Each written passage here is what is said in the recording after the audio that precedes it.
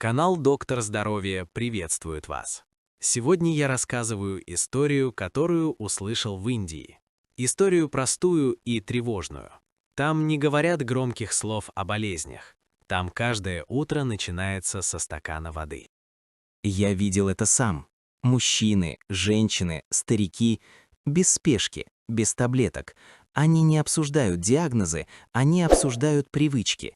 И одна из них повторяется из дома в дом уже сотни лет. Мне говорили, мы не лечим болезни, мы не даем им начаться.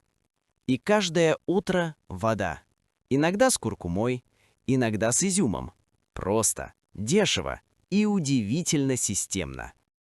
Куркума для них не специя, это часть философии тела. Ее добавляют в пищу, в напитки, в утренние ритуалы, считая, что тело нужно поддерживать, а не спасать в последний момент. Рецепт прост. Стакан теплой воды, четверть чайной ложки куркумы. Размешать. Пьют медленно, натощак, не как лекарство, как настрой на день. Старый аюрведический врач сказал мне, важно не количество, а регулярность. Один стакан каждый день годами значит больше, чем редкие усилия, когда здоровье уже пошатнулось. Но есть и второй утренний напиток. Его готовят вечером. Берут горсть изюма, заливают чистой водой и оставляют на ночь. Утром та же вода, тот же ритуал тишины. Мне объяснили, изюм отдает воде минералы и природную сладость. Такой настой считают мягким способом запустить пищеварение и дать телу энергию без резких скачков. Важно не спешить, не пить залпом, не смотреть в телефон. Эти напитки не магия, это дисциплина внимания к телу, которой у нас часто не хватает.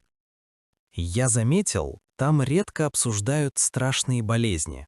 Не потому что их нет, а потому что фокус смещен с борьбы на профилактику и ежедневную заботу. Никто не утверждает, что вода с куркумой – панацея. Но традиция говорит, если тело получает поддержку каждое утро, оно реже доходит до крайностей. Женщина из Раджастана сказала мне, мы начинаем день с очищения, а не с тревоги. И в этом, возможно, кроется главный секрет их подхода. Интересно, что оба напитка не конфликтуют с медициной. Их не принимают вместо врачей, их используют как фундамент образа жизни. Я видел молодых и пожилых. У них нет культа таблеток, но есть культ привычек. И этот культ передается не через страх, а через пример. Самое удивительное – простота. Ни рекламы, ни брендов, ни обещаний. Только вода, специя, сухофрукт и годы наблюдений. Попробовать можно каждому, но важно помнить, это не лечение, а поддержка. Не замена врачам, а дополнение к осознанному образу жизни. И если вы решите начать, начните с малого. 1 стакан, 1 утро, без ожиданий чуда, но с уважением к своему телу. Именно так формируются долгие привычки.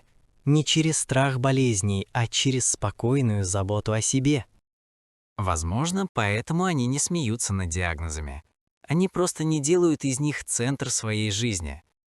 Если вам близок такой подход, оставайтесь с нами. Здесь мы говорим не о панике, а о понимании здоровья. Спасибо, что досмотрели до конца. Если тема откликнулась, поставьте лайк, напишите комментарий, поделитесь своим опытом.